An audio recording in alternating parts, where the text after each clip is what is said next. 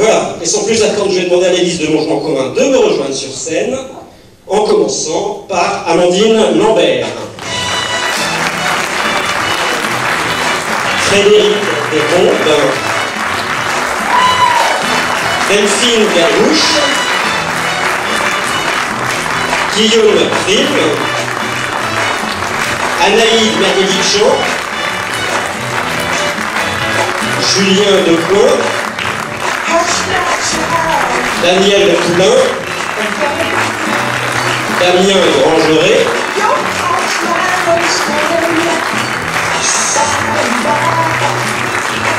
un peu plus vite que la musique, visiblement, Sophie Dubromel-Rippe.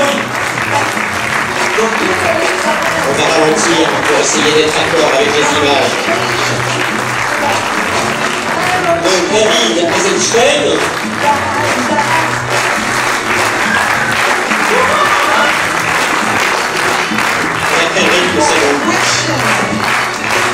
Elisa Bousseau-Prim.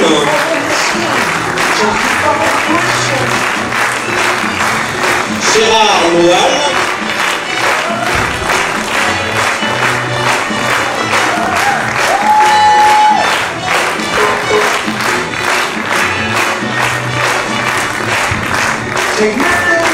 Dalila Akour.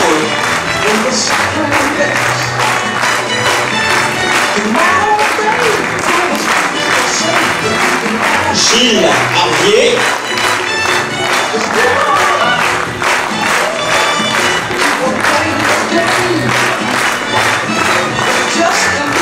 Anaïd Anquetine.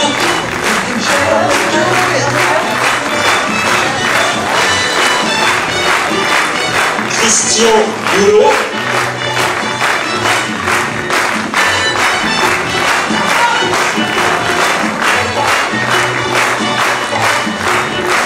Anne-Maëlle Bojard.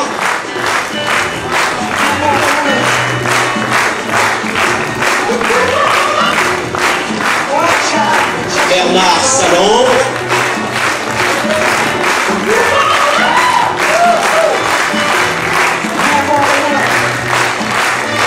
Inde Benyakef.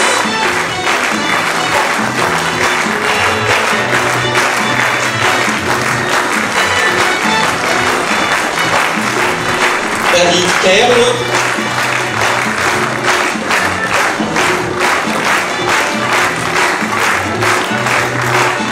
Christine Corsini.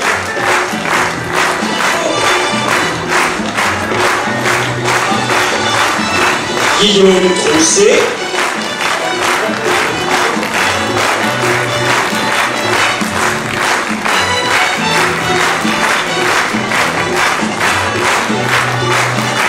Camille Germain.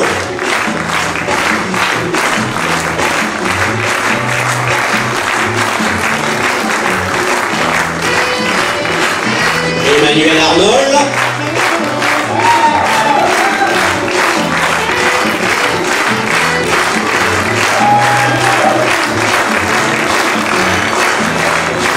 Sabrina Bourala.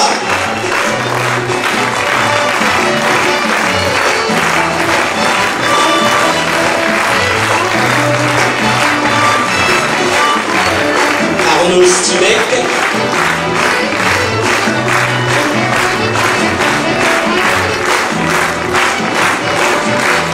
Fabienne Tato.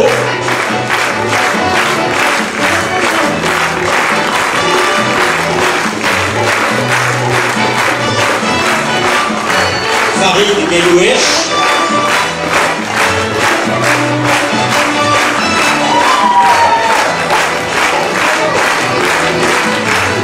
Fatima El Khalfi.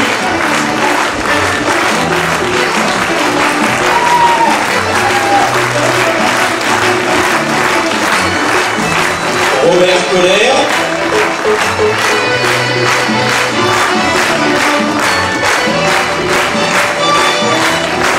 Paul Briscoe.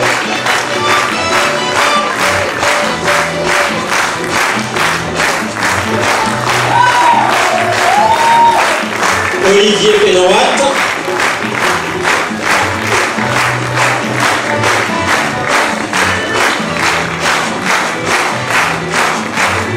Élise Bigot.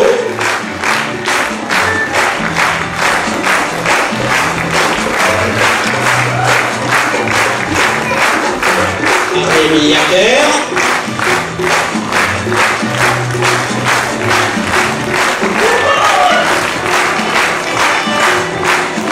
Et enfin, Céline Zieplinski.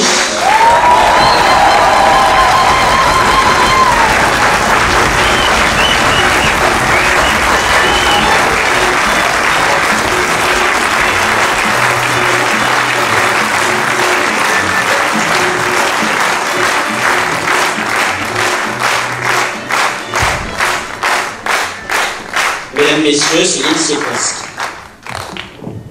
Merci beaucoup François. Merci d'être venu de Brunois, qui est vraiment solidaire, verte et solidaire, la preuve, il est là ce soir. Merci à vous d'être là ce soir. Vous bravez le risque de coronavirus. Alors, je vois qu'il y a quelques chaises vides, c'est pour laisser passer la distance de sécurité, j'imagine. C'est très bien, il faut respecter les consignes. Je suis très très heureuse d'être avec vous ce soir, très heureuse d'être parmi cette équipe, cette très belle équipe, ces 35 colistières et colistiers, une équipe qui est cohérente, autour de valeurs partagées, d'une vision partagée, une équipe compétente et même pleine de talents divers et variés. On en a découvert des choses pendant cette campagne. Une équipe engagée, sérieuse, travailleuse, qui a travaillé vraiment d'arrache-pied jusqu'à maintenant, mais qui est prête à continuer, encore au moins 6 ans. Donc je suis vraiment très fière d'être la porte-parole de Montgeron en commun, cette liste citoyenne de gauche et écologiste. Alors vous vous demandez peut-être comment on s'est constitué, d'où on vient, les uns les autres. Eh bien, on est évidemment toutes et tous des Montgeronaises et des Montgeronais, des habitants de la cité, engagés dans la gestion de la cité, intéressés par la gestion de la cité, par la cité. Alors, certains, ça s'est exprimé parce qu'ils se sont engagés au travers d'associations environnementales, d'autres d'associations de parents d'élèves, d'associations citoyennes, d'associations culturelles.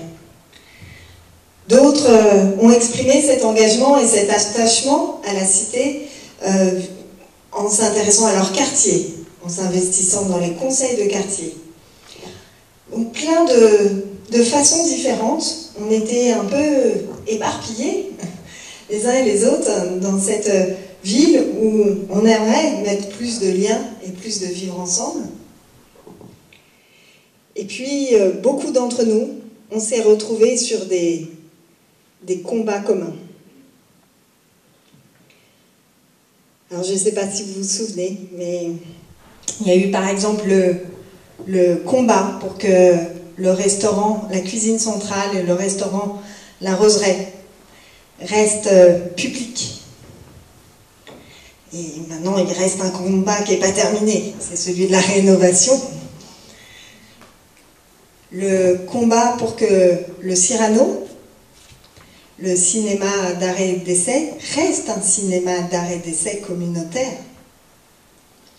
Le combat pour maintenir le nombre d'ATSEM pour s'occuper de nos enfants dans les écoles maternelles. Le combat pour un référendum contre la privatisation d'Henri. Alors, on n'a pas gagné tous les combats. Mais on a eu des victoires, les victoires sur les combats locaux. Les mobilisations citoyennes ont fonctionné. Mais pour combien de temps? Nous pensons qu'il y a urgence, une triple urgence. une urgence sociale, une urgence écologique et une urgence démocratique. Alors oui, il y a urgence sociale. À Montgeron, depuis ces dernières années, les inégalités se sont creusées. Il y a eu des oubliés du mandat, des quartiers délaissés. Est-ce que vous savez que j'ai sorti d'Anti-Sèche 30% des locataires et 26% des moins de 30 ans vivent avec moins de 800 € par mois dans notre ville. Il y a 700 demandes de logements sociaux en attente. L'accès à la santé est devenu un problème pour toutes et tous. Quant à trouver un spécialiste, c'est devenu mission impossible.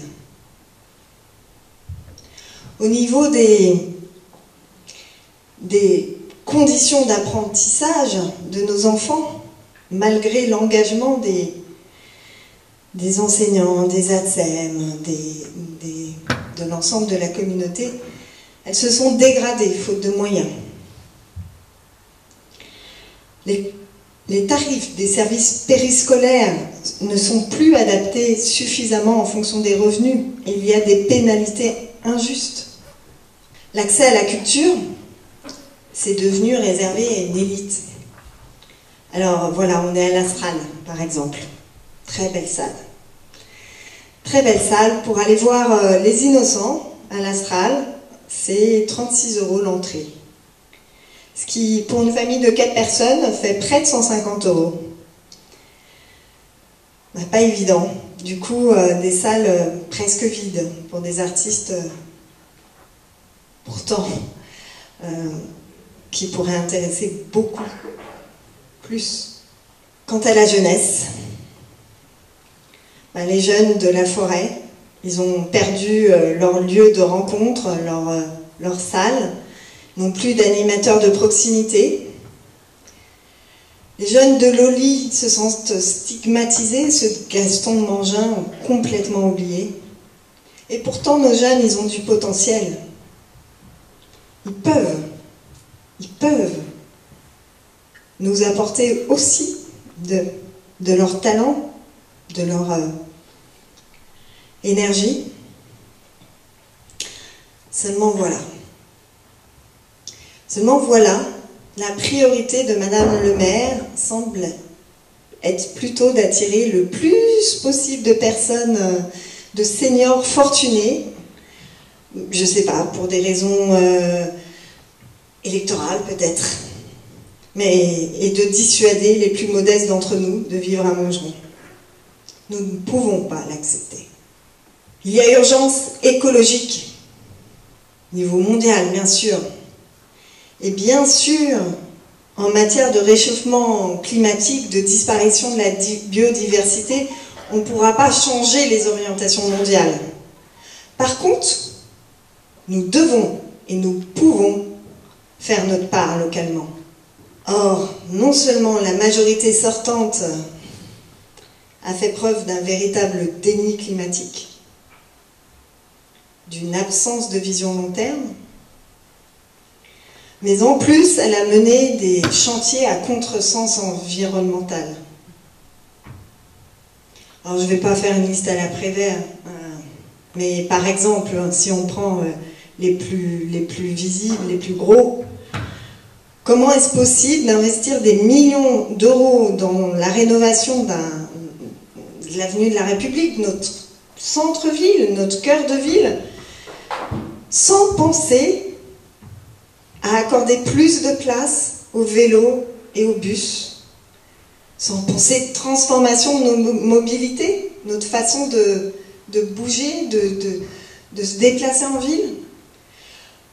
Comment le faire sans choisir des revêtements plus adaptés au dérèglement météorologique, sans penser désimperméabilisation, sans penser végétalisation, et avec, ça c'est la cerise sur le gâteau, des arbres en pot.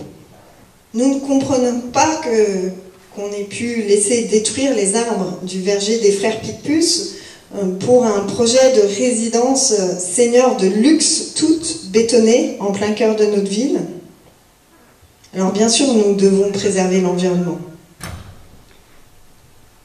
C'est un impératif.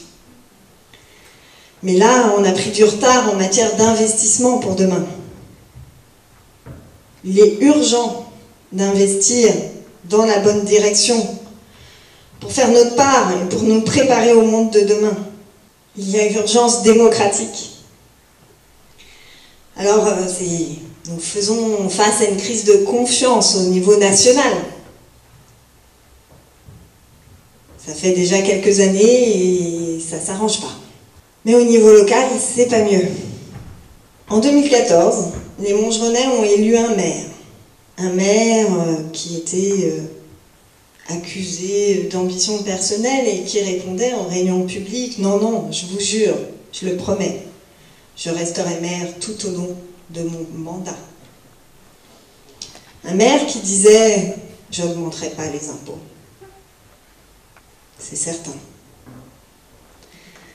Un maire qui disait « La priorité du mandat, ce sera de faire du réveil matin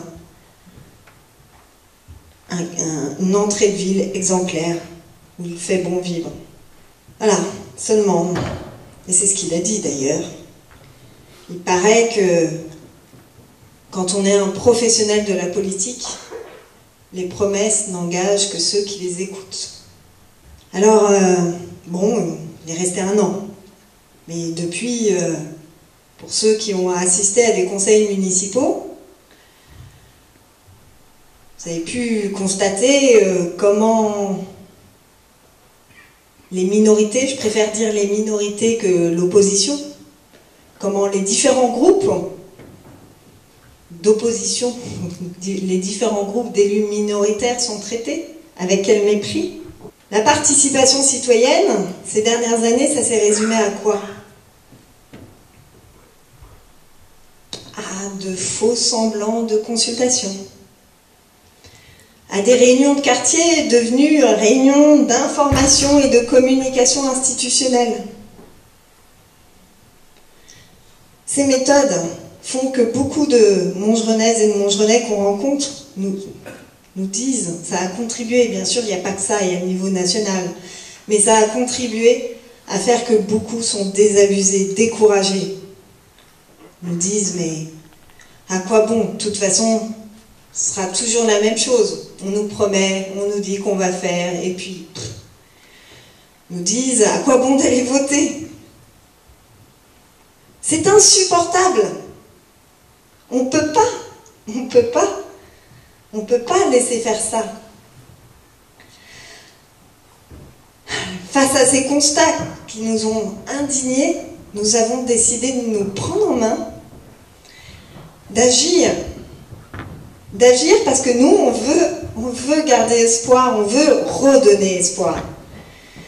D'agir. Alors agir comment? Eh bien, on a fait un appel large aux Montgerenaises et aux Montgerenais pour se rassembler, pour construire ensemble, co-construire un programme. Un programme avec quelle vision? Vision de faire de Montgeron une ville solidaire, durable, où il fait bon vivre. Une ville où les quartiers sont animés, que différents centres de vie sont reliés au centre-ville, avec du lien entre nous tous et pas du cloisonnement. Et c'est pour ça qu'on appelle aujourd'hui à un profond changement. Aujourd'hui, on a un tournant. Pour moi, il ne s'agit pas de remplacer un homme par un homme, une femme par une femme par un homme, que sais-je. Non. Non, il faut revoir la méthode, il faut que le pouvoir revienne aux habitants de Montgeron. C'est pour ça que nous sommes tous là et que nous voulons faire différemment notre manière d'exercer le pouvoir. Nous sommes les seuls à envisager tellement différemment l'exercice du pouvoir au niveau de la commune. Vous le verrez, nous sommes les seuls à dire nous et pas moi je quand je serai maire, ou je soutiens telle personne. Non. Nous sommes bien ici, pourtant, dans le cadre d'élections municipales et communautaires. Donc c'est un scrutin de liste. On est censé élire une équipe. Une équipe pour un projet. Alors, qu'est-ce qu'on fait différemment encore? On vous promet qu'une chose, c'est qu'on ne fera pas de promesses qu'on ne sait pas tenir. On ne fera pas de greenwashing ou éco-blanchiment, naturellement. Nous ne ferons pas de publicité mensongère et encore moins de clientélisme. Les voix, ça ne s'achète pas, non. Les voix, on convainc. On est là pour convaincre. Et convaincre, pas à partir de nous, de nos convictions. On est les seuls à être vraiment convaincus que le pouvoir doit être partagé avec les Montgerenaises et les Montgerenais. Je dis bien le pouvoir, pas les responsabilités. Le pouvoir, nous le partagerons, les responsabilités, nous les assumerons. Alors, vraiment, et malgré le coronavirus, donc on ne va pas le faire en vrai, mais vraiment, ensemble, vous et nous, prenons notre avenir en main, avec Montgeron en commun.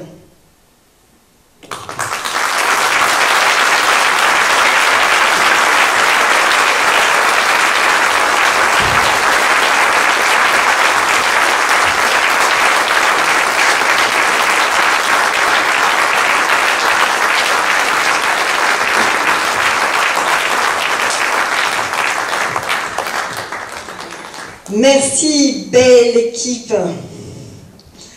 Je vous propose de profiter aussi de la soirée ce soir et de regagner vos places, sauf quelques-uns que François a annoncés, qui vont nous présenter quelques partie de notre programme. Pas la totalité, parce que vous l'aurez vu, il est très très dense, touffu. Et encore, il y a la version courte papier, et il y a la version longue sur Internet. Merci Céline. Donc nous allons rester avec Céline, avec Élise, avec Rémi et avec Olivier, qui vont chacun à tour de rôle intervenir sur des points précis du programme. Élise, bonsoir. Bonsoir. Avec toi, on va parler de démocratie participative.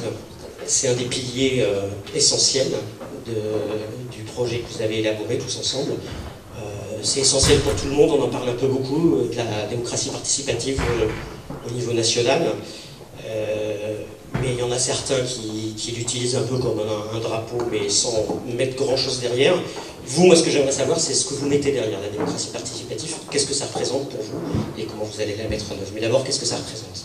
Comme tu l'as dit, c'est un pilier. Alors déjà, la démocratie participative, c'est d'associer les citoyens qu'on va dire ordinaires, qui n'ont pas de mandat politique ou qui n'ont aucune expérience en politique, aux décisions politiques et au processus politique de la commune, là, pour ce qui me concerne, et qu'il faut vraiment dissocier de la démocratie directe, puisque la démocratie directe fait appel au référendum. Et dans le cadre de référendum, il n'y a pas de discussion, d'échange entre les citoyens. Donc c'est une démarche qui est complètement différente.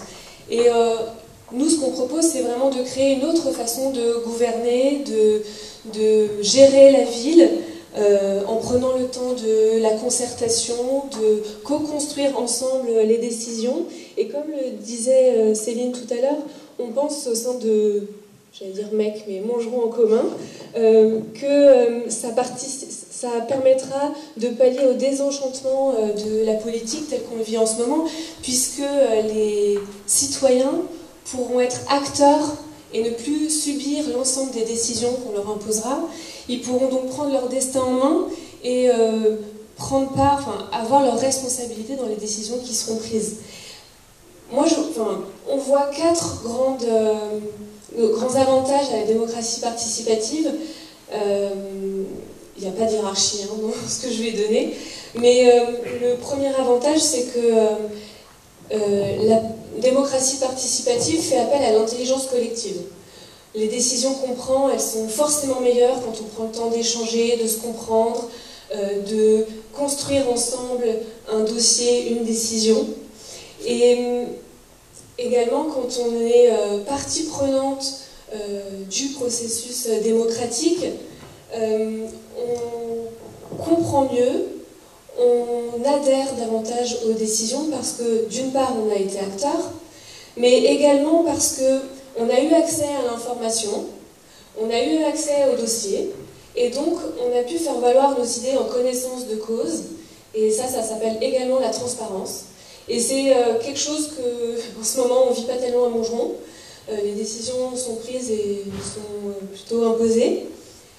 Le troisième avantage, c'est que lorsqu'on fait appel à la démocratie participative, ça implique de se dissocier de l'intérêt particulier pour aller vers l'intérêt général.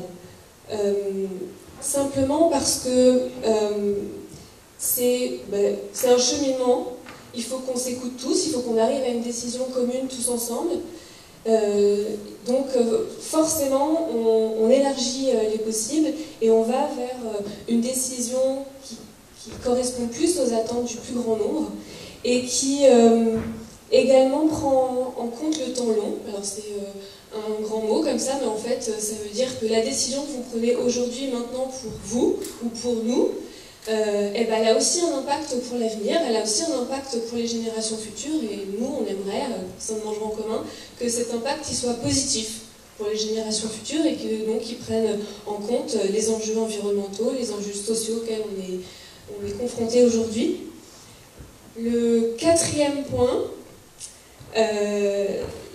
qui je pense chagrine beaucoup de politiciens en ce moment, c'est que, comme le disait également Céline, c'est que lorsqu'on met en place une démocratie participative et qu'on est élu, il faut accepter de partager le pouvoir avec les citoyens, accepter de partager la prise de décision avec les Montgeronais, et que de ce fait-là, on est tous partie prenante, on est tous ensemble autour d'une décision. Et je vais citer 2 exemples. Alors Céline a un petit peu cité aussi l'exemple que je vais prendre là tout de suite, mais l'avenue de la République, la rénovation, aurait pu vraiment être un excellent sujet pour co-construire ensemble ce qu'on souhaitait faire de cette avenue, comment on souhaitait la bâtir, et ça aurait évité un certain nombre d'écueils, parce que, je ne sais pas si vous avez essayé, mais quand il pleut, quand il y a du verglas, même en temps normal, traverser l'avenue, c'est un peu Koh-Lanta. Il n'y a pas de feu, il n'y a pas de traçage au sol, c'est pas évident. Et il y a aussi un autre sujet, là, dont je vais parler un peu plus d'avenir.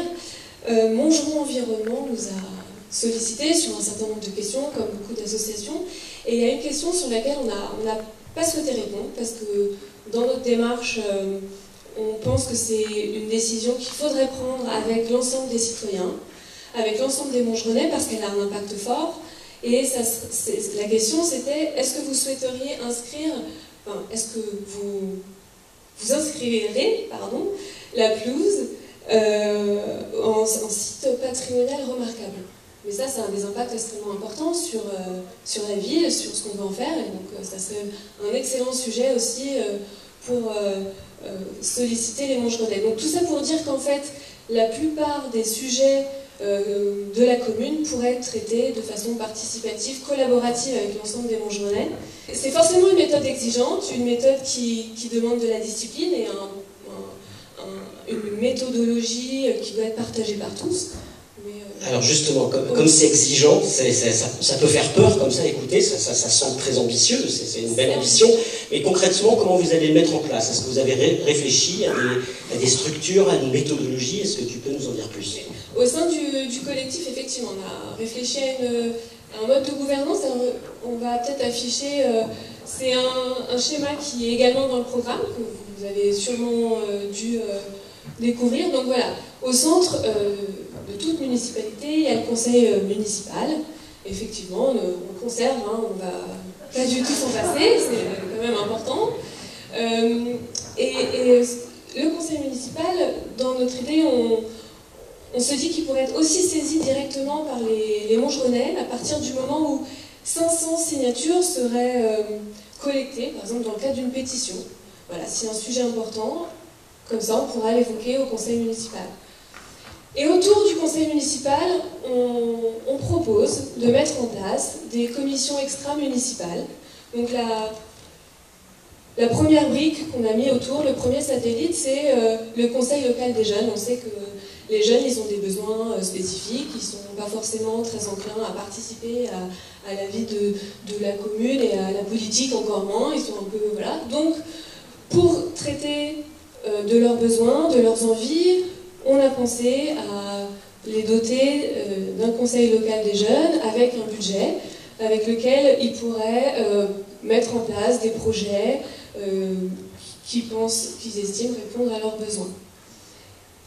Le deuxième satellite qu'on a mis autour du conseil municipal, c'est le conseil local éducatif. On remarque que c'est nécessaire de dialoguer avec l'ensemble des parties prenantes qui ont trait à l'éducation. Tout à l'heure, monsieur, je vous donnerai la parole, merci. Et du coup, ce conseil local éducatif, il serait composé de toutes les parties prenantes, donc les parents, les enseignants, peut-être des associations, parents d'élèves ou autres. Et il aurait vocation à être un échange, enfin, à créer des échanges entre les différents acteurs pour prendre des décisions, pour gérer des dossiers, pour voilà, savoir par exemple si il faut modifier les structures, apporter des choses différentes. Ensuite, par sujet, par grand sujet, on créerait des conseils participatifs qui seraient dédiés à une problématique qui concernerait l'ensemble de la commune, donc des grands projets, qui également seraient composés de l'ensemble des parties prenantes liées au projet concerné, et qui permettrait un espace d'échange, de concertation, de construction sur les dossiers, tous ensemble. Voilà. Et également, la quatrième brique, c'est les conseils de quartier, qui là sont vraiment destinés à traiter des sujets très locaux, d'une rue, d'un pâté de maison. Et l'ensemble de ces commissions extra-municipales auront bien sûr des interactions avec le conseil municipal et chacun pourra saisir l'autre si nécessaire. On a aussi pensé qu'il était nécessaire de créer une commission du temps long. Cette commission, elle aurait pour nous plus de sens au niveau communautaire. Mais pour l'instant, on la met au niveau municipal, puisque c'est ce qui nous est le plus simple tout de suite. Mais elle a pour objectif, en fait, d'évaluer les dossiers à l'aune des enjeux environnementaux, sociaux. Et donc, elle est constituée d'experts, d'habitants, d'associations qui auraient vocation donc à étudier l'ensemble des dossiers, à faire des remarques sur les dossiers pour que les enjeux des générations futures soient pris en compte.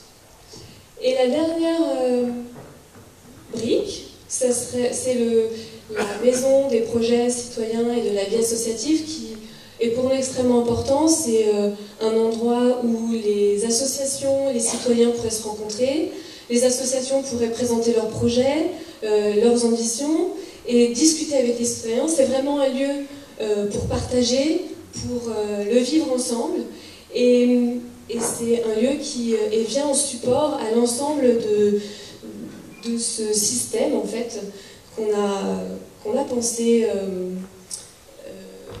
qu'on a imaginé.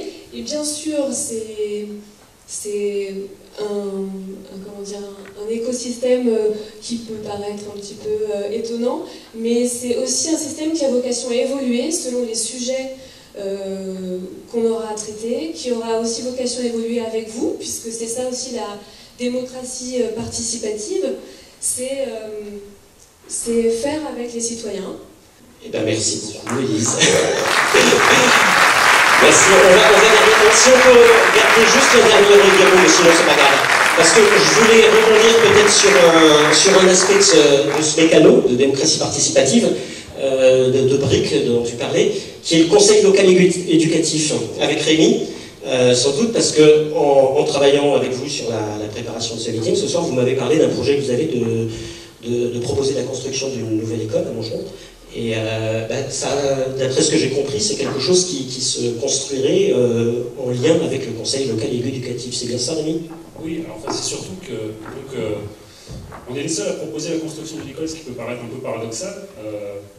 Pourquoi tout le monde a en gros les chiffres j'ai envie de dire, d'occupation des écoles, elles sont pleines, débordent. Donc on a des écoles qui sont ultra pleines, même deux groupes scolaires qui sont réellement très très pleins, donc avec 18 et 17 classes dans des écoles élémentaires, c'est quasiment des mini-collèges, hein, qui sont gonflés, c'est des écoles élémentaires qui sont gonflées quasiment à la taille de mini-collèges.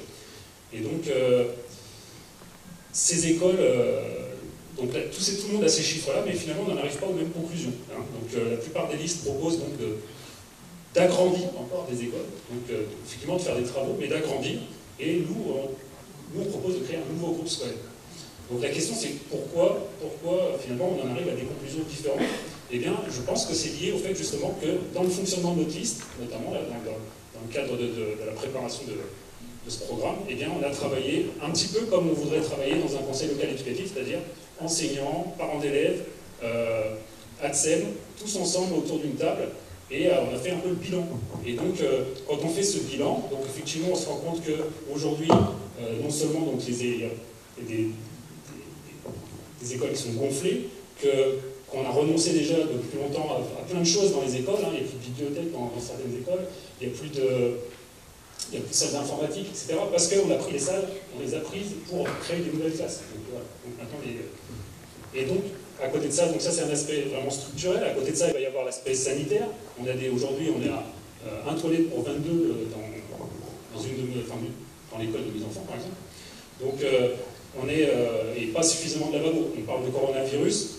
Voilà. Aujourd'hui, si on voulait demander aux enfants de se laver les mains avant de partir au restaurant d'enfants, je pense que c'est impossible à mettre en œuvre. Donc, on en est là. Et donc, le dernier aspect, donc, il est, et c'est là le plus important finalement, c'est l'aspect pédagogique, c'est-à-dire que quand on a une école avec 18 classes, eh bien, on n'est plus en mesure de faire une animation pédagogique efficace. Et donc, voilà, si on discute avec les gens, les enseignants, on sait que typiquement, on devrait avoir à peu près 12 classes pour fonctionner d'une façon optimale, et que quand on est 14, si on a une aide administrative, et quand on est en zone d'éducation prioritaire, et bien, en général, les écoles, elles sont 8 classes. Donc, aujourd'hui, avec nos 17 et 18 classes dans les écoles, on est complètement, on est sur une autre planète. On fonctionne en ce moment. Heureusement qu'on a des directeurs hyper dynamiques, mais je ne sais pas comment ils arrivent à gérer ça, quoi. Donc, en tout cas, on fonctionne d'une façon suboptimale. Et donc, d'où finalement notre conclusion. C'est-à-dire que ça ne sert à rien de continuer à agrandir les écoles, on va vraiment avoir besoin d'un nouveau groupe scolaire. Et voilà. Ce que je trouvais intéressant, justement, c'est de mettre ça en lien avec le conseil local éducatif, parce que ça montre l'aspect vraiment... parce que ça donne en plus, quoi. D'accord. Tout le monde autour d'une table. Très bien, donc un projet d'école. Vous avez un autre projet aussi qui vous tient à cœur, c'est un centre de santé. Centre de santé, on parle beaucoup de désertification médicale partout, dans toute la France. On parle de maisons médicales, de centres de santé, maisons médicales, c'est quoi la différence? Là, on est un petit peu sur la même idée, c'est-à-dire qu'on s'est mis autour d'une table et on a cherché à voir un peu les besoins qu'il y avait sur le plan Montgeronais. Et donc, ah oui, je vais comprendre. Et donc, de la même façon, en faisant l'inventaire, justement, des besoins, mais aussi en réfléchissant pas... Enfin, pour tout Montgeron, c'est-à-dire qu'on est dans une ville quand même où il y a des réalités sociales très différentes et qui sont très cloisonnées, hein, ça a été rappelé tout à l'heure. Il y a des gens aujourd'hui qui renoncent aux soins, quoi, ou qui les décalent, qui les reportent parce qu'ils ont des avances, des frais, il faut avancer de l'argent, qu'ils ne peuvent pas avancer. Enfin, ça c'est une réalité, on le sait, ça existe. Donc ça c'est un point important pour nous. Il y a l'aspect de maladie ou de pathologie qui mériterait de la prévention. Donc, et là, on est vraiment, aujourd'hui, plutôt démunis sur Montgeron. Il n'y a pas de travail de prévention fort de fait. Il y a par exemple besoin de pathologies assez classiques, diabète, etc., problèmes cardiovasculaires, tout ça, c'est des choses classiques. À côté de ça, il y a des parcours retrouver, par exemple, détecter les enfants autistes précocement, etc. Donc, des choses à mettre en place avec les PMI, avec toutes les institutions qui existent déjà, mais vraiment mettre en place un plan de prévention. Et donc, la question, c'est quelle structure on met en place pour répondre aujourd'hui, notamment au manque de médecins, donc ça, c'est une chose importante. Et qu'est-ce qu'on fait pour avoir justement une structure adaptée pour prendre en charge tous ces problèmes. Et si on regarde un petit peu ce qui se fait, eh bien, on se rend compte que c'est un centre de santé avec aujourd'hui, en termes de structure, hein, c'est un centre de santé public qui peut nous permettre de prendre en charge tout ça. C'est la seule structure qui nous permet de ne pas avoir d'avance. Alors concrètement, c'est quoi un centre de santé? Il y a qui travaille dedans Donc dedans, il va y avoir des médecins qui sont salariés. Donc c'est pas les médecins libéraux qui restent dedans, mais les médecins salariés. Contrairement à une maison médicale. Contrairement à une maison médicale. Donc ces médecins, ils travaillent en équipe. C'est plutôt positif pour eux. Je pense que c'est une aspiration, enfin d'après les discussions qu'on a eues, c'est une aspiration aujourd'hui de la profession de travailler en équipe. C'est une aspiration aussi parce qu'il y a aujourd'hui une féminisation de la profession. Donc il y a aussi une volonté d'avoir une vie de famille un peu plus décente. Aujourd'hui, si vous regardez les médecins libéraux qui travaillent, il y a vraiment des médecins qui travaillent très tard, donc il y en a qui assument. Et c'est très bien pour eux s'ils sont contents comme ça. Mais aujourd'hui, il y a vraiment une volonté au niveau du corps médical, des nouveaux médecins qui arrivent, à avoir une vie de famille un peu plus... C'est concilier une amplitude d'horaire avec des horaires de travail décents. Et donc le fait d'avoir un... Oui, bien sûr. Excusez-moi. Mais bon, c'est peut-être parce qu'il y a plus de femmes que ça pousse... Et c'est très bien comme ça, tout le monde. Alors ça c'est l'avantage pour ceux qui y travaillent et pour ceux qui le fréquentent. C'est quoi l'avantage d'un centre de santé pour ceux qui le fréquentent? Je termine quand même avec d'abord un autre aspect positif pour les professionnels, c'est aussi la prise en charge dans ce genre de centre de l'aspect administratif. Parce que comme ça, les médecins peuvent se consacrer finalement à la médecine. C'est quand même pas mal, parce que c'est quelque chose de très lourd de gérer. Et d'ailleurs, même dans les centres qui peuvent exister, les maisons médicales donc libérales, cette partie de prise en charge il n'y a pas de prise en charge administrative par la structure, c'est les médecins qui gèrent ça eux-mêmes et c'est très lourd. D'accord. Donc pour les patients, l'intérêt, c'est ce que j'ai déjà dit tout à l'heure, il n'y a pas l'avance de paiement. Il y a l'intérêt aussi d'avoir donc finalement, ce travail en équipe, il bénéficie aux patients, puisqu'il est en relation, il peut être assez facilement mis en relation avec les différents spécialistes. Et sur le plan purement, c'est peut-être secondaire, mais c'est réel aussi, il y a une étude qui montre que en fait, les patients qui sont traités dans les centres de santé en général, eh bien finalement, leur parcours médical revient moins cher à la sécurité sociale que quand quand on part de chez un libéral et qu'on part ici. Donc, nous, on n'est pas contre les médecins libéraux, il ne faut pas le prendre, c'est pas une guerre contre la médecine libérale, c'est juste qu'aujourd'hui, pour répondre à ces problèmes de prévention, eh bien, il faut s'orienter vers ce genre de centre, et ça nous paraît positif. Si je comprends bien aussi, il y a la permanence d'une équipe qui fait qu'il y a une durabilité de l'équipement qui est ça, c'est un aspect aussi important, mais qu'on pourra constater, à mon avis, que sur la durée. C'est-à-dire que le fait de construire un centre, eh ben, c'est quelque chose petit à petit, un peu comme, on pourra en reparler après peut-être, mais eh ben, on a une appropriation. La population finit par aller au centre de santé, enfin, moi j'ai vécu dans une ville avant, ça remonte, mais où le centre de santé avait maintenant 70 ans, d'accord, et donc on a vu ce centre évoluer, il y a une vraie appropriation des habitants pour leur centre. Alors, c'est cette appropriation. À Saint-Georges, il y a un centre de santé qui vient de fêter ses 100 ans. D'accord. C'est pour montrer un petit peu l'échelle de temps qu'il peut y avoir aussi. Cette appropriation, elle existe sur d'autres équipements publics, et à Montgeron, pour bien connaître l'histoire de Montgeron, il y a l'appropriation des restaurants d'enfants et du restaurant de la Roseraie en particulier. Tout à fait, c'est un point important. Et Qu'est-ce que je voulais dire? Oui, pour les restaurants d'enfants,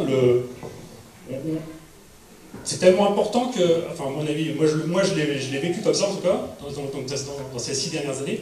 En 2014, à partir de 2014, la mairie a supprimé les journées portes ouvertes. D'accord? Il y avait des journées portes ouvertes pour aller visiter la roseraie, elles ont été supprimées en 2014. L'idée là derrière, c'est pas du tout anecdotique et pas du tout fortuit. Hein. L'idée, c'est de couper le cordon ombilical entre la roseraie et la population du Moucheron. Avec déjà en tête l'idée de se séparer de cet outil. Hein. On a vécu donc une tentative de privatisation en 2016-2017, qui a été un échec, grâce à l'action des parents. Justement, ça a été un échec parce qu'il y avait encore cet attachement de la population d'une façon intergénérationnelle, hein. Pas seulement, il y avait les parents d'élèves, évidemment, qui ont signé des pétitions, mais on a réussi aussi à associer toute une partie des personnes plus âgées, plus anciennes qui ont signé. Donc, ça c'est un aspect important. Et donc, la question qui va se poser, c'est celle de la rénovation, aujourd'hui, et de savoir aussi quel modèle derrière on veut perpétuer, parce que tout ce qui est rénovation de l'outil va avoir un impact sur la façon dont les enfants vont consommer et manger à l'école. Hein. Si on passe en liaison froide, ce qu'on appelle en liaison froide, c'est-à-dire aujourd'hui on est dans le cadre d'une liaison chaude, c'est-à-dire que la cuisine centrale cuisine le jour même pour livrer les restaurants le jour même. Dans le cadre d'une liaison froide, les repas seront cuisinés la veille ou l'avant-veille pour être livrés 2 jours plus tard. Il y a une perte de qualité législative, mais bon, en même temps, c'est un modèle qui existe. Donc ça, j'imagine que ça sera un projet à travailler justement avec les outils de démocratie locale. Voilà, exactement. Ce qu'on ne veut pas, c'est que ça se décide sans... D'accord. On a évoqué la santé, on a évoqué l'éducation, on a évoqué l'alimentation. Tout ça, on peut l'englober un peu dans le champ de ce qu'on appelle l'action sociale d'une municipalité. Si tu devais résumer ce que c'est que l'action sociale d'une municipalité, c'est quoi? C'est ce qui ressort pour toi, ce que tu as envie de porter. Ce que j'ai envie de porter, c'est... aujourd'hui, on a un peu l'impression quand même que beaucoup de choses reposent sur des associations, d'accord? Donc il y a un gros travail social fait par plein de petites associations. On a quand même l'impression que derrière, pour l'instant, il y a un peu le vide, quoi. Que ce soit au niveau jeunesse, au niveau avec le manque d'animateurs. Il y a des associations qui vont s'occuper des mômes à la forêt ou qui font du travail social, et donc qui sont au contact de réalités qui généralement font une action très pertinente. Donc il faut évidemment les soutenir, mais à côté de ça, il faut que la mairie elle soit à côté à un autre niveau, hein, mais avec du personnel humain en termes d'éducateurs, de médiateurs, et voilà. Donc ça c'est un premier point. Il faut pas que la mairie devienne simplement un financeur d'associations qui fassent du travail social. Il faut qu'elle soit présente sur le terrain du travail social avec des agents. Voilà. Donc ça me paraît être un point important. Il y a le point 2, c'était l'aide sociale, c'est un droit, d'accord? Parce qu'on est souvent aujourd'hui, voilà, de plus en plus on se rend compte que, et ça c'est vrai aussi dans la politique nationale, mais on sent qu'on cherche voilà, on nous délivre une certaine aide, et puis finalement, il faudrait des contreparties, ou il faudrait... voilà, on nous fait sentir qu'on nous aide. Voilà. Tu me parlais du Rovray au début de mandat qui avait dit qu'il n'y aura pas d'aide pour les enfants délinquants. Comment tu avais réagi là-dessus? Mais moi, ça m'avait heurté parce que l'idée en fait qu'elle a là derrière, c'est l'idée de la division. C'est-à-dire de montrer du doigt un certain nombre de familles, d'accord, parce qu'on est tous différents, parce qu'on n'est pas tous égaux, d'accord. Et il y a des gens qui ont plus de mal à résister à la pression de la vie quotidienne, d'accord. Il y en a qui traquent, il y en a qui sont plus solides et qui résistent. Et donc ça, c'est quelque chose de naturel. Enfin, moi, et je pense que mes collègues ici, on pense que c'est quelque chose de naturel et qu'il faut donc on n'est pas tous égaux face à l'adversité. C'est pas quelque chose qui doit permettre de nous diviser, d'accord. Et donc c'est quand du Rovray se permet de se faire élire là-dessus, c'était la proposition numéro 10 de son programme en 2014, hein, de supprimer les aides. Voilà. Et ben il décide que M. Durovray, voilà, il va faire non plus, il mélange les genres, il fait sa justice lui-même. Donc il décide, on supprime les aides. Et en plus, il a la tête d'un exécutif et il fait une justice bis. Voilà. Donc ça, c'est pas quelque chose de tolérable, c'est pas quelque chose qu'on peut, que nous on veut. Voilà, ce sens-là, ça nous paraît, c'est inacceptable. Voilà, tout simplement. Très bien. Merci Rémi. On va passer à Olivier. Et à l'écologie, le troisième pilier. Tout a été, Céline vous le dira après, mais tout est imbriqué. On parle du troisième pilier, mais ça peut être le premier pilier, le deuxième pilier, démocratie locale, action sociale, écologie. Tout ça, ça va ensemble et ça se travaille ensemble. Mais au niveau de l'écologie, Olivier, tu vas nous dire un peu comment vous avez réfléchi. D'accord, merci. Oui, donc l'écologie, c'est effectivement le troisième axe. Donc en travaillant dans la méthode démocratique décrite par Élise et en synergie forte aussi avec toutes les actions sociales dont Rémi a évoqué certaines, l'écologie c'est un des axes forts de notre programme et toute l'équipe de Montgeron en commun prend un engagement fort pour l'écologie. Tout ça pour répondre à des vrais enjeux, certains urgents, des enjeux écologiques. Donc il y a l'enjeu du CO2, du changement climatique, dont on entend parler avec les accords de Paris de 2015, mais plus près de nous et aussi bien dans le temps que dans l'espace. Il y a tout ce qui est les autres aspects, qualité de l'air, le bruit, la préservation de la nature, de notre environnement immédiat. Tout ça, ce sont des enjeux très forts et donc on veut y travailler et ça c'est à tous les niveaux, c'est au niveau de l'urbanisme, de la mobilité, de la gestion des ressources, de la gestion de l'eau, de la gestion des déchets, etc. Et finalement, on est parti du constat de la situation actuelle et aussi du besoin de raisonner sur le long terme, de se projeter dans l'avenir et d'anticiper les choses.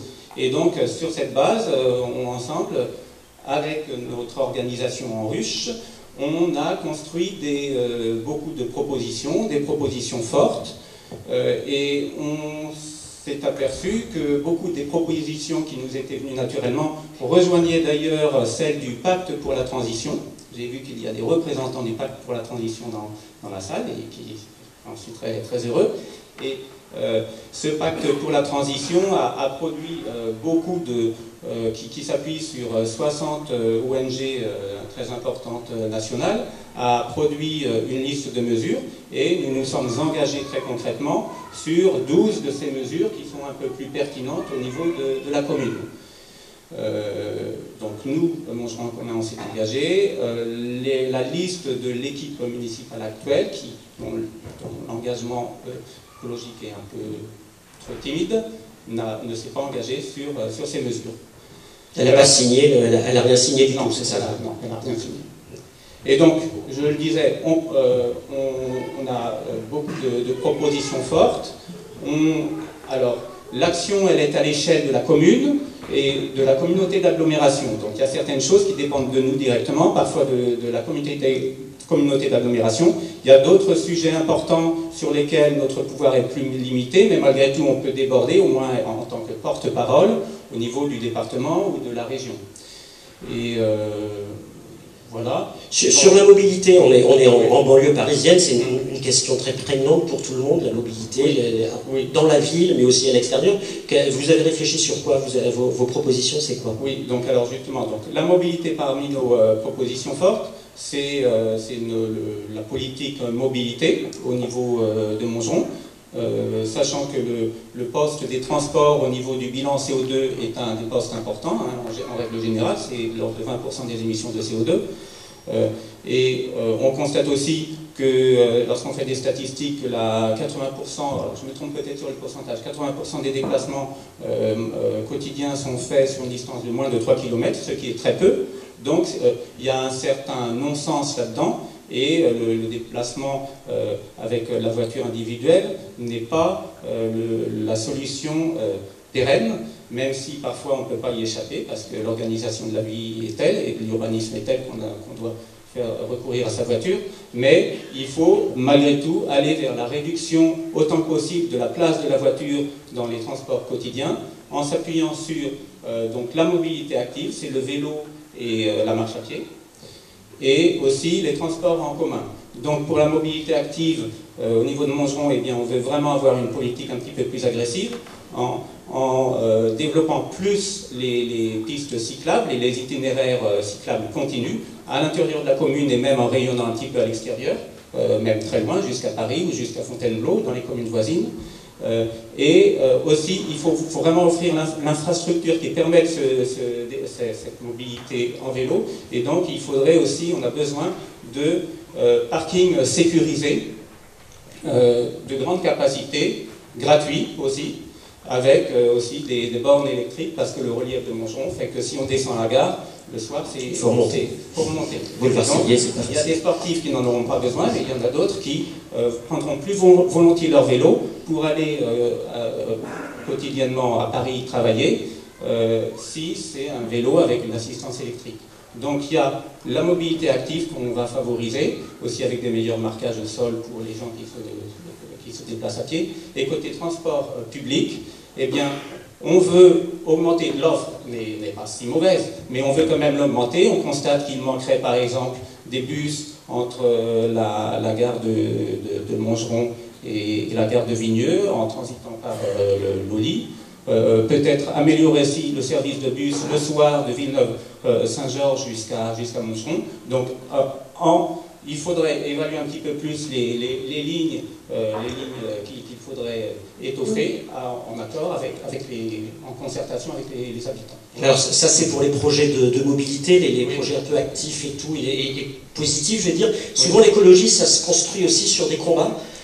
Contre certains projets qui peuvent être justement à rebours de ce qu'il faudrait faire, de ce que vous pensez devoir faire. Je pense par exemple au viaduc de franchissement de la Seine, pour désengorger le fameux bouchon de Villeneuve. Et il y a d'autres sujets là-dessus sur lesquels vous vous positionnez. Oui, donc effectivement il y a certains sujets qui, comme le disait Céline tout à l'heure, à contresens de la direction où il faudrait aller. Alors, le viaduc est un exemple, je vais en parler un petit peu, mais on pourrait en citer d'autres. Par exemple, je tiens quand même à parler de l'opposition qui a été exprimée par le collectif à la privatisation d'ADP, Aéroport de Paris et d'Orly, parce que Montgeron est riveraine d'Orly, et malgré tout, on est potentiellement impacté par une croissance des nuisances suite à cette privatisation, si elle avait lieu, sachant que le RIP s'achève jeudi. Il est encore temps de signer. Mais le viaduc est un exemple plus lié à notre commune, donc ce franchissement de la Seine. Actuellement, il y a un projet qui est décidé au niveau du département, d'un grand viaduc de l'ordre de 3 km de long qui franchirait la Seine d'est en ouest en partant plus ou moins de Vigneux pour aller jusqu'au plateau d'Orly. Mais très clairement, ce projet assez pharaonique qui coûte de l'ordre de 100 millions d'euros eh bien, aurait un impact environnemental très fort, déjà avec l'emprise de béton sur toute la superficie, sur tout le territoire couvert. Et aussi, un tel ouvrage, c'est vraiment un ouvrage qui est au service de la voiture. Et donc, qui va à l'encontre des solutions qu'il faudrait mettre en œuvre.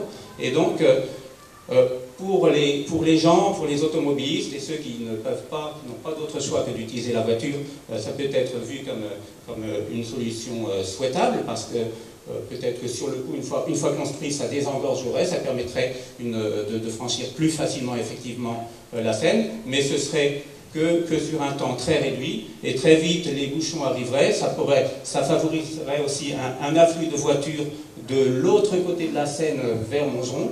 Donc le bénéfice au niveau de l'efficacité du transport en voiture serait vite annulé, et ensuite le bilan environnemental serait mauvais. Donc mieux vaudrait envisagé en concertation avec les habitants. On n'a pas de solution alternative à la clé, mais on peut peut-être éventuellement considérer un pont qui franchirait simplement la Seine et qui relierait la gare de Vigneux et la gare d'Athis-Mons, ce qui permettrait une connexion très rapide avec des pistes cyclables et aussi des bus sur voie propre. Et donc ça ce serait un bénéfice immédiat et ce serait quand même moins onéreux et l'argent économisé pourrait être utilisé à meilleur escient.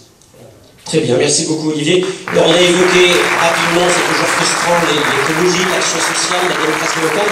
Avant d'aller prendre quelques questions dans la salle, je vais redonner la parole à Céline qui va nous expliquer un peu comment tout ça a été, tout ce que vous nous avez présenté rapidement, ça a été travaillé, ça a été construit, co-construit, par exemple des ruches.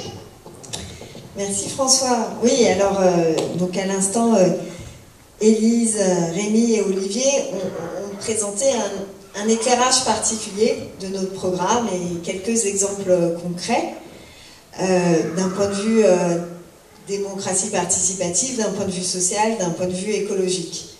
Mais c'est un peu artificiel de couper les trois, en fait. Il y a une interdépendance très très forte entre les trois aspects. Et d'ailleurs, c'est comme ça qu'on a travaillé au niveau Elles ont été citées, ça vous a fait peut-être bizarre, mais on a parlé des ruches. C'est quoi les ruches? Les ruches, c'est les groupes de travail thématiques qu'on a fait à Montgeron en commun pour élaborer le programme et vous proposer nos orientations. Et donc ces groupes-là, on les a fait par thématique et on a demandé à ce que chaque mesure proposée soit vue sous les trois aspects. Parce que les trois aspects sont interdépendants. Alors par exemple, le restaurant d'enfants cher à Rémi, c'est un exemple parfait. C'est-à-dire que la roseraie, son avenir, il faut le faire en concertation, évidemment, avec la participation citoyenne, des parents notamment, voire peut-être des enfants, avec leurs représentants. C'est aussi d'un point de vue social, c'est l'alimentation, fournir un repas de qualité à chacun des enfants de Montgeron à un tarif adapté. C'est éminemment social. Et puis c'est écologique aussi. Écologique à plusieurs niveaux. Niveau de la provenance des aliments, de la manière de les préparer.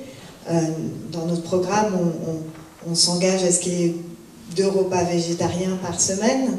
On s'engage à ce qu'il y ait en fin de mandat, en montée progressive, à 75% de bio et local ou équitable, ce qui aura un coût à assumer. Et aussi, il y a la question du mode de distribution. Parce que si c'est la liaison froide, comme Rémi le disait, bah, c'est des barquettes en plastique. Il y a la question des déchets. Enfin, on voit bien, bon, c'est un exemple comme ça, et c'est celui qui tient cher au cœur de Rémi, donc je le prends pour ça, mais qu'il y a interdépendance. On pourrait citer la gratuité des bus progressivement, petit à petit, qui lie totalement social et écologie. On pourrait citer la transition énergétique et l'isolation, l'aide et le conseil technique à l'isolation des bâtiments, qui associe encore une fois le social et l'écologique. Et puis la manière de faire les choses, de le faire en démocratie participative, bah, c'est pour qu'il y ait de vrais changements dans les comportements. Parce qu'il y a des choses qu'on a l'habitude de faire, mais pour le monde de demain, il ne faut plus faire comme avant. Il faut changer. Et comment on change? C'est pas parce qu'on va nous dire de changer. Non, c'est en s'impliquant, en voyant, en touchant du doigt les aspects des choses, en se réappropriant notre vie dans la cité qu'on va comprendre les changements, qu'on va les accepter, qu'on va les mettre en œuvre. C'est en discutant. Alors, bien sûr, ça prend du temps. C'est notre expérience des ruches nous a montré qu'effectivement, c'est pas un long fleuve tranquille, la participation. C'est sûr. D'ailleurs, je tiens à remercier, parce que c'est pas à 35 qu'on a fait ça. On était bien plus nombreux. Donc, je sais qu'il y en a quelques abeilles, comme on s'appelle entre nous, travailleuses, qui sont dans la salle. Et donc, je tiens à leur envoyer un message de remerciement pour leur travail. Et ils continueront à être aussi des relais de attention, ça, on doit s'ajuster, on doit s'améliorer. Donc, pourquoi on a travaillé de cette manière-là? Donc, à la fois en ruche, où on a élaboré des mesures, et puis ensuite on les a rassemblées. Il y a eu des groupes de synthèse, de rassemblement, il y a eu des votes. Ça a été un processus pour qu'on s'approprie aussi tous ces orientations qu'on veut ouvrir à toutes et à tous. C'est parce qu'on veut, et c'est important pour nous, d'essayer d'être au maximum ce qu'on veut voir advenir. Donc on a essayé de travailler de la manière dont on veut insuffler le changement au niveau de la municipalité. Alors, donc sur l'aspect démocratie, on a signé tous, les 35 colistiers, les 10 engagements pour une démocratie locale ouverte. Vous pourrez aller voir sur le site internet. C'est vraiment un engagement fort. On sait qu'on va devoir se retrousser les manches. On sait que ça va être difficile, que c'est un long chemin. On l'a expérimenté à petit niveau, au niveau d'une centaine de personnes. Au niveau d'une commune, c'est une autre échelle. Il faudra des processus plus rigoureux. Il faudra aussi travailler ça avec les agents pour qu'ils adhèrent, qu'ils en comprennent l'intérêt, les agents municipaux. Donc on s'est engagé très fermement sur ces sujets-là. On s'est engagé aussi aux 30 propositions d'anticorps pour plus de transparence et d'éthique. C'est important. C'est essentiel. On veut que la confiance revienne. Et puis, comme je vous ai dit, le social, l'écologique et le démocratique, et tout ça, c'est lié, c'est interdépendant. Et le pacte pour la transition qu'on a signé avec le collectif Montgerenais, eh bien, c'est sur ces 3 domaines-là qu'on s'engage. Les 12 mesures, vous verrez, il y a des mesures c'est lié, donc c'est interdépendant, il y a toujours un peu de tout, mais avec une coloration un peu plus sociale, un peu plus démocratique, un peu plus écologique. Et c'est important parce que, en fait, pour construire le monde de demain, c'est bien sur ces 3 piliers, ces 3 pieds qu'il faudra s'appuyer. Un, pour changer les choses maintenant au plus vite, pour que ça soit moins douloureux. Ensuite, pour se préparer, c'est important que face à ces crises mondiales, on construise ensemble des réponses locales. Et ensemble, pas dans le repli sur soi, dans l'ouverture, dans le vivre ensemble, dans le lien, dans la solidarité. Voilà les engagements qu'on a pris et alors je sais le temps est long, on a des heures pour fermer la salle, etc. Et c'est pas toujours évident de prendre en otage toute la salle pour des échanges qui parfois sont intéresse qu'un petit groupe d'entre vous. Donc c'est pour ça qu'on a choisi, dans le hall, vous le verrez, de remettre nos ruches, nos thématiques. Et on vous invite à la fin de la soirée à venir nous poser des questions. Les colistiers seront répartis dans les ruches sur les thématiques qui vous intéressent, qui vous questionnent le plus, sur lesquelles on n'a pas été assez clair, parce que c'est possible aussi. Donc, je vous invite à faire ça à l'issue de la réunion. Mais, comme François l'a dit, on veut aussi pouvoir en profiter pour quelques échanges. C'est toi qui maîtrises le temps. Le vivre ensemble, la convivialité, c'est essentiel pour créer du lien social, pour créer de la solidarité, pour avoir un vécu ensemble. Et oui, pour nous, il est important déjà de réinventer le carnaval. On ne veut pas revenir à l'ancien carnaval, on veut réinventer les choses, et donc on ne sait pas quelle forme il peut avoir. Alors dans notre groupe, il y avait des tonnes d'idées qui sont venues, mais notre méthode, c'est de le faire en concertation avec les Montgerenaises et les Montgerenais. Et donc il y aura dès la première année une foire à idées pour réinventer le carnaval.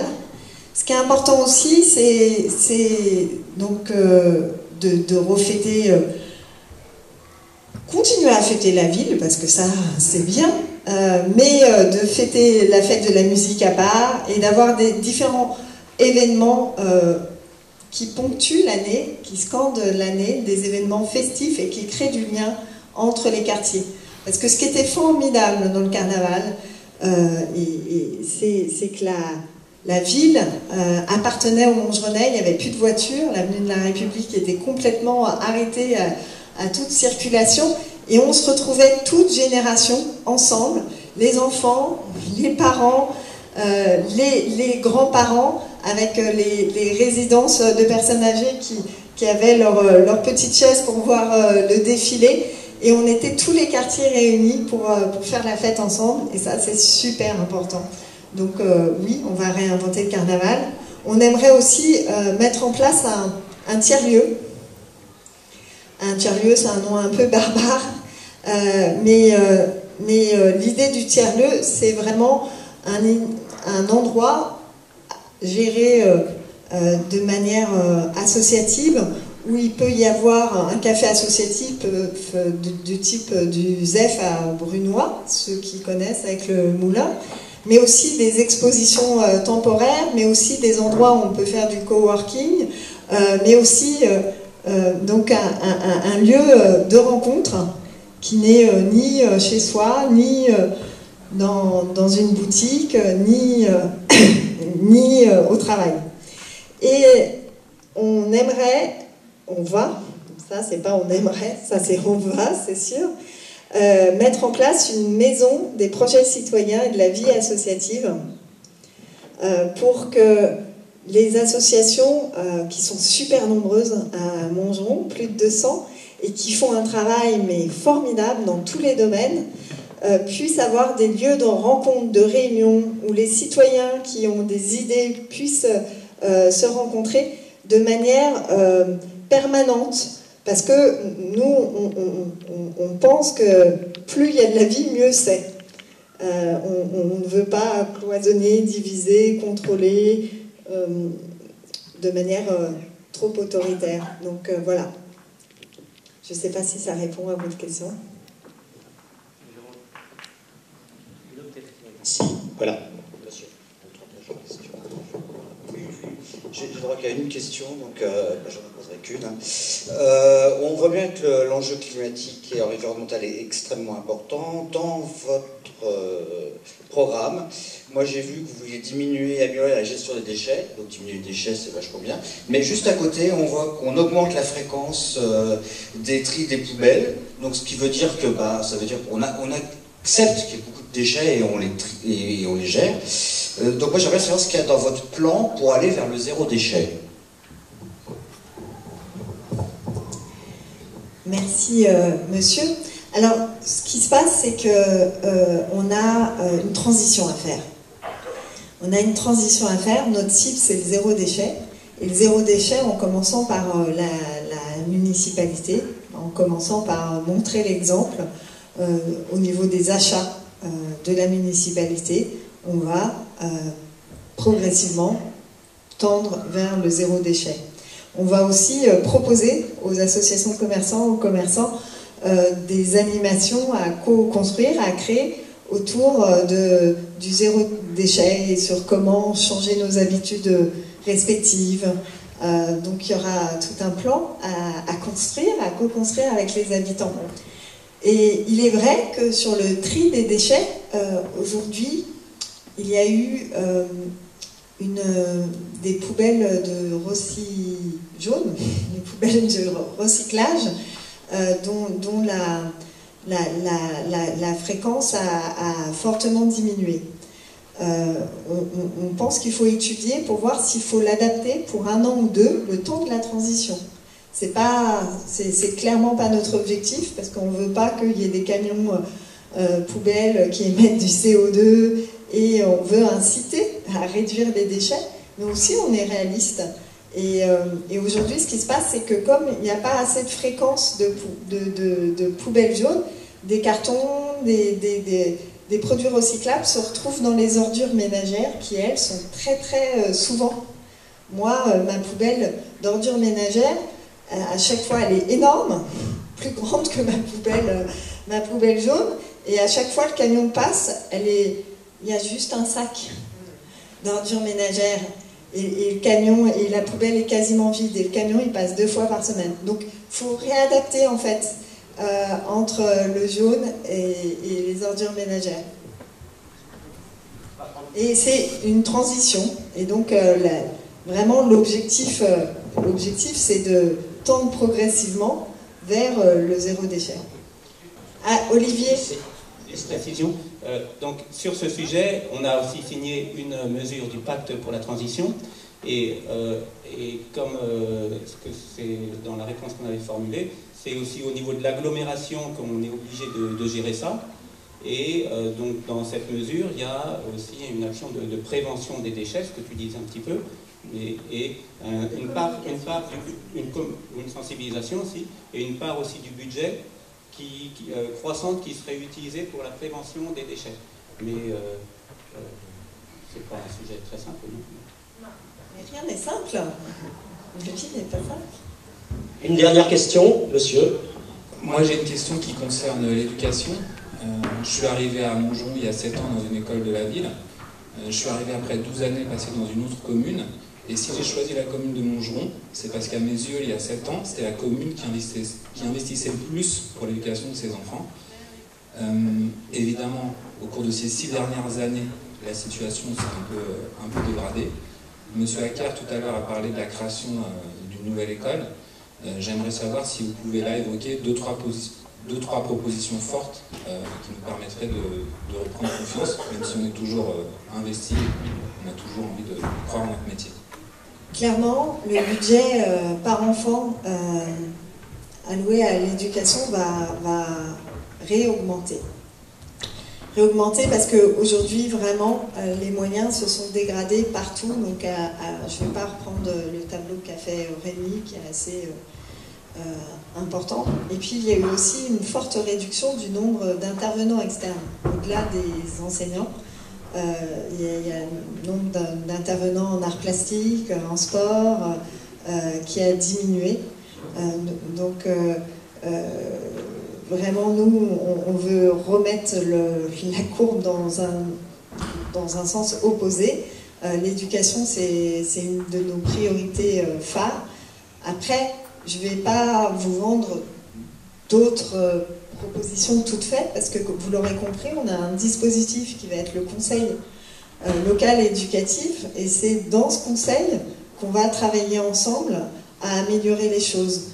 On a discuté avec énormément de parents, d'élèves, d'enseignants, d'ATSEM, comme l'a dit Rémi, et il y a beaucoup de choses à remettre d'aplomb. On ne pourra pas tout faire en une fois, donc on va le faire ensemble, en concertation, avec une transparence totale sur les budgets, les affectations, et on va progressivement remettre l'école maternelle et primaire au cœur de nos préoccupations.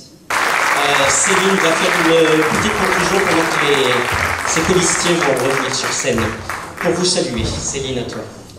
Je vous remercie tous d'avoir été là jusque-là. J'espère que vous allez boire un verre avec nous après et discuter autour des thématiques des ruches. Je sais que monsieur avait beaucoup d'autres questions à poser, donc c'est important qu'on puisse y répondre tous ensemble.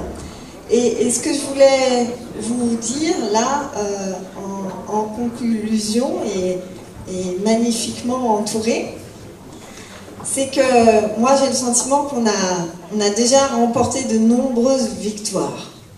Eh bien oui, parce qu'en fait on pouvait pas nous là se résigner à ce qu'il n'y ait pas de liste de gauche et écologiste dans cette campagne électorale et voilà, on est là. Évidemment,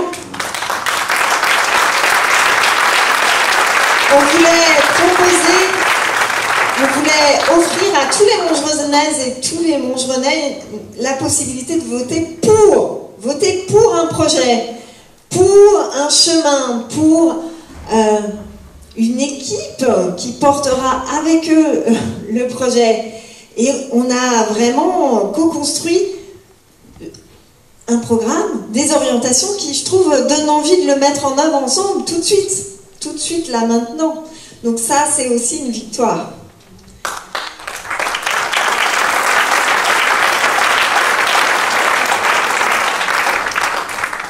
Il y a une troisième victoire et qui me tenait particulièrement à cœur, moi, à titre personnel.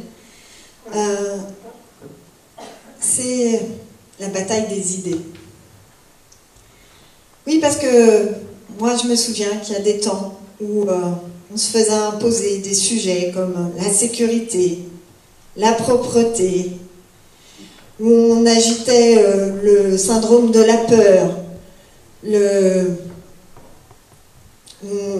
on agitait le syndrome de l'étranger, de l'autre, de celui qui fait peur, où il y a eu des campagnes où les thématiques étaient moisies, d'autres où elles n'étaient pas, enfin des sujets comme la sécurité, la propreté, c'est important, oui c'est important, ça c'est dans notre responsabilité. Mais face aujourd'hui aux urgences que j'ai évoquées en introduction, face à l'urgence écologique, l'urgence sociale, face à l'éducation de nos enfants, face à la situation de notre jeunesse, face à la fracture numérique, face à l'isolement des personnes âgées les moins fortunées, il y a urgence à mettre d'autres sujets sur la table. Il y a urgence à ce que tous on se réapproprie notre responsabilité, notre pouvoir et qu'on agisse ensemble. Alors aujourd'hui, ce que je vois, c'est que toutes les listes abordent les sujets de démocratie, d'une manière ou d'une autre, d'écologie, sociale un peu moins, mais toutes les listes l'abordent. Alors après, avec plus ou moins de congruence, avec plus ou moins d'authenticité, avec plus ou moins de profondeur, mais c'est beau, mais c'est très important. Très important parce que là, c'est les mentalités, nos mentalités à tous qui sont touchées. Et donc, on est ravis de ça et puis on se dit, n'est-ce pas un signe de notre influence, de notre présence? N'est-ce pas un effet? Oui, parce que pour nous, c'est important de mettre au cœur de tout ce qu'on va faire, la solidarité, le vivre ensemble, de penser aux générations, à nos enfants, bien sûr, en priorité d'abord, et aux générations futures aussi, en même temps. Et donc, déjà au moins, 3 victoires notables qu'on a remportées. Et ces premières victoires et la dynamique de la campagne et le fait que vous soyez là ce soir Et tous les retours qu'on a quand on est en porte-à-porte, en réunion publique, quand on est à la gare, quand on est au marché, quand on est dans les quartiers, toute cette dynamique nous montre que, bah oui, la prochaine victoire, elle est possible. Parce qu'il y a de vraies attentes. Il y a de vraies attentes pour un changement, un vrai changement, un renouveau. Et donc, en ce printemps, il faut maintenant tout faire pour que ce programme, ces orientations, cette nouvelle vision de Montgeron, on puisse le mettre en œuvre ensemble, en commun. Et pour ça, c'est simple. Le 15 mars, c'est dimanche, il faut voter et faire voter. Donc s'il vous plaît, votez et faites voter, tout court, c'est important. Votez et faites voter pour Montgeron en commun, la seule liste de gauche. Votez et faites voter pour Montgeron en commun, la liste participative, la seule liste réellement participative. Votez et faites voter pour Montgeron en commun une liste profondément écologiste. Donc ne vous trompez pas, dimanche, votez et faites voter, parce que ce qui est important, c'est que ensemble, nous prenons notre avenir en main. Merci.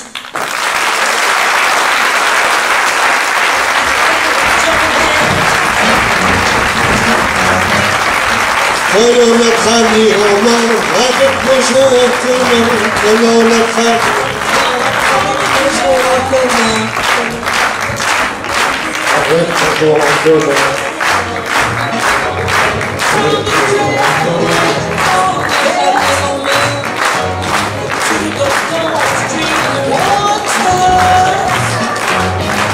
Prenons notre avenir en main, avec Montgeron en commun.